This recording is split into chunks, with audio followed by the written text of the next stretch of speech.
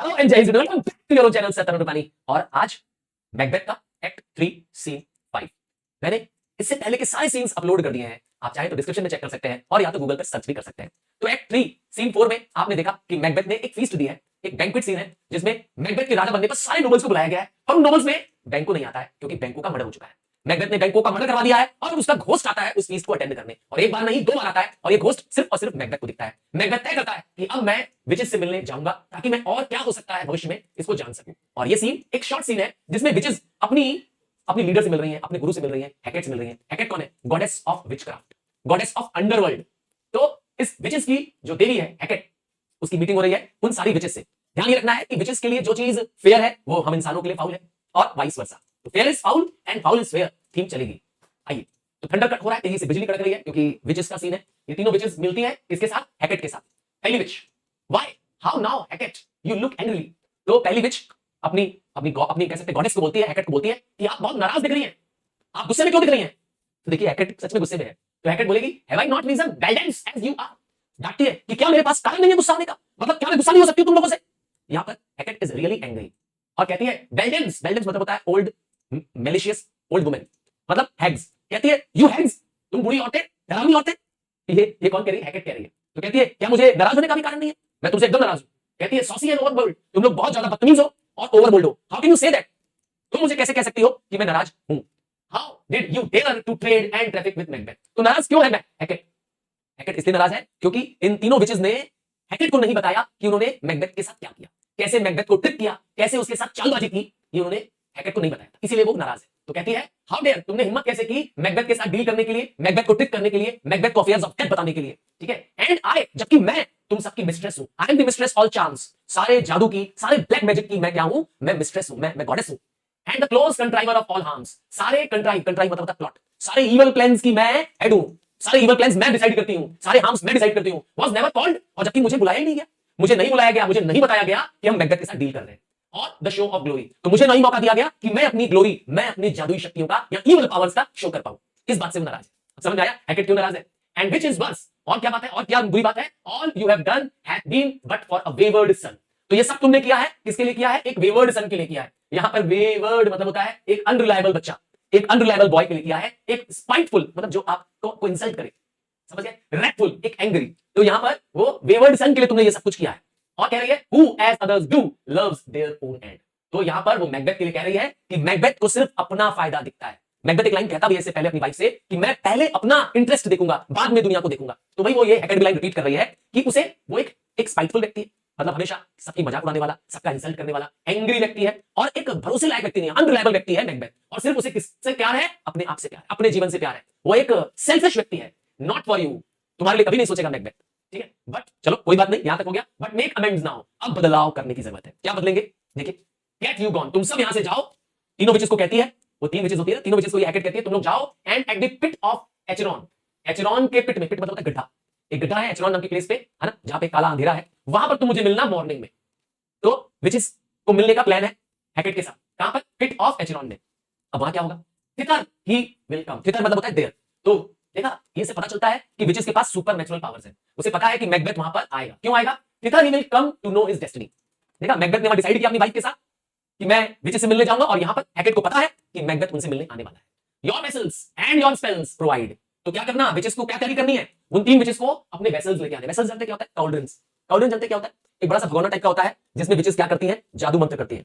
एक बड़ा सा भगोना टाइप का होता है, उसमें जादुई तेल होता है, और उसमें विचेस क्या करती रहती है? अपना जादू मंत्र करती है। तो इसीलिए कह रही है, विचेस को कह रही है हैकेट कि अपना वेसल्स लाओ, अपने वो जादुई बर्तन ले आओ, अपना स्पेल, जादुई मंत्र, आबरा का डाबरा, समझ गए, वो जादुई मंत्र ले आओ, अपने स्पेल्स, अपने चार्म्स ले आओ, अपनी जादुई शक्ति ले आना, हर कुछ ले आना। कहां ले आना? वहां पर एचरॉन पे, क्योंकि वहां पर मैकबेथ उसे मिलेगा। तो हमें उनको क्या करना है? मैकबेथ को इस बार पूरे जाल में ले लेना है।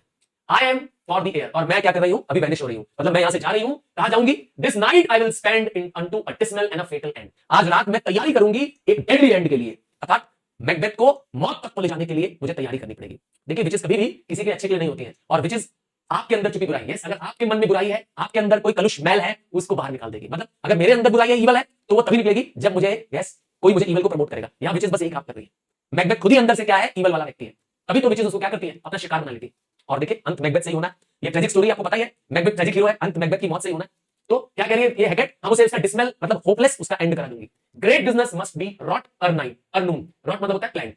सो आई एम प्लानिंग कि बिफोर नून, कल दोपहर से पहले एक बड़ी तैयारी करनी है मुझे, एक बड़ा बिजनेस यहां पे बिजनेस नहीं है, बड़ा प्लानिंग करनी है। मतलब मैकबेथ को मारने के लिए मुझे तैयारी करनी है, प्लानिंग करनी है, और उसे गलतफहमी में अपने ऊपर गलतफहमी लेकर के क्या करना है, मारना है। कैसे करेंगे देखिए, upon the corner of the moon there hangs a vaporous drop profound. तो आपको पता ही है विचेस जो भी जादू टोना करती है उसके लिए वो अलग अलग चीजों का इस्तेमाल करती है। जैसे इसमें नहीं लिखा है, जैसे कि बैट चमगादड़ के पंख, फ्रॉक का नेल, है ना, और टोड का पॉइजन, तो अलग अलग चीजों का वो इस्तेमाल करती है जादू टोना या मंत्र बनाने के लिए। तो उसी तरह से अब वो किसका यूज करेगी, तो हैकर बताती है कि वो मून के कॉर्नर पर एक वेपर देख रही है, एक पानी का ड्रॉप देख रही है, और ये पानी का ड्रॉप वो कलेक्ट कर लेगी। So Hecate is going to collect the vapour drop. ये एक बहुत ही पावरफुल वेपर ड्रॉप है। I will catch it. इससे पहले कि वो वेपर ड्रॉप धरती पे गिरे, हैकेट जाके उसे कैच कर लेगी and distilled by the magic slides, और अपने चार्म से, अपने जादू से उसको क्या करेगी, इवल और डेडली बना देगी। वो जो वेपर ड्रॉप है जो मून से गिर रहा है, उसे जादू से क्या करेगी, और उसे पावरफुल बना देगी। शेल रेज सच आर्टिफिशियल स्पिरिट, और उससे क्या पैदा करेगी, उससे आर्टिफिशियल स्पिरिट्स पैदा करेगी। हैकेट उस ड्रॉप ऑफ वाटर से जो कि मून से फॉल कर रहा था, उसमें अपने मैजिक के पावर से आर्टिफिशियल स्पिरिट्स पैदा करेगी, जो कि इल्यूजन्स पैदा करेंगे। इल्यूजन्स मतलब होता है दृष्टि भ्रम, मतलब आप देखते कुछ और है और उसका मतलब कुछ और होता है। मतलब मैकबेथ को इल्यूजन्स दिखा करके मैकबेथ को फॉल्स बिलीफ दिलवाना है। क्या करना है, and draw him on the confusion, ताकि मैकबेथ कंफ्यूज हो जाए, अपने जीवन के बारे में उसे क्या हो, गलतफहमी हो जाए। क्या क्या करेंगे देखो, ही शैल स्पन फेट, उसे इतना कंफ्यूजन हो जाएगा अपने जीवन के बारे में कि उसे फेट का डर नहीं लगेगा। स्पन मतलब होता है वो फेट का भी मजाक उड़ाएगा, अपने भाग्य को भी हंसने लगेगा, हट हट भाग्य हट। तो भाग्य से उसका डर खत्म हो जाएगा। स्कॉन डेथ, मौत से भी उसका, स्कॉन मतलब होता है मजाक उड़ाना, स्कॉन मतलब होता है लाफ करना। तो वो अपनी मौत पे हंसेगा, कहेगा हट मृत्यु, मुझे मृत्यु से डर नहीं है। ये सब चालाकियां हैं। ऐसा क्या इल्यूजन दिखा देंगे, ऐसा हैकेट उसे क्या दिखाएगी कि जिसे मैकबेथ का मृत्यु से डर खत्म हो जाएगा, उसे भाग्य को मजाक उड़ाएगा, वो भाग्य को स्पन कर देगा, कहेगा हट धिक्कार ना, हट मैं भाग्य से नहीं डरता हूं, क्योंकि ऐसा कुछ इल्यूजन दिखाएंगे ये फिचेस। और एंड ही विल डियर, और क्या होगा, अब उसे अपने विजडम, उसे अपने ग्रेस और फियर से खत्म, ये इनसे ऊपर उठ जाएगा। He will be above all this. उसके अंदर एक ऐसी फीलिंग आ जाएगी कि उसे लगता है मुझे ज्ञान की कोई जरूरत नहीं है, मुझे डरने की भी कोई जरूरत नहीं है, और ना मुझे किसी की ब्लेसिंग की जरूरत है। He will feel all above it. ऐसा कुछ उसे इल्यूजन दिखाएंगे। ये तीनों जो पॉइंट है आगे आप विचेस के सीन में आएगा, जब मैकबेथ को ऐसे कुछ सीन्स दिखाए जाएंगे, ऐसे कुछ इल्यूजन दिखाए जाएंगे, जिससे मैकबेथ के अंदर ये फीलिंग आने लगेगी। मैकबेथ को मौत से डर चला जाएगा, पर वो सब गलत है, याद रखिएगा। And all you know security is mortals chiefest enemy. देखिए कितनी इंपॉर्टेंट लाइन है लास्ट की।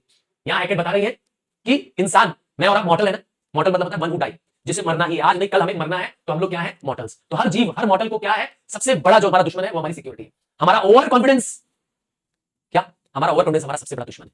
हम जब सिक्योर महसूस करते हैं कि हमारा कुछ नहीं हो सकता, हमारा कोई कुछ नुकसान नहीं पहुंचा सकता, उस दिन हमारा सबसे बड़ा नुकसान होता है।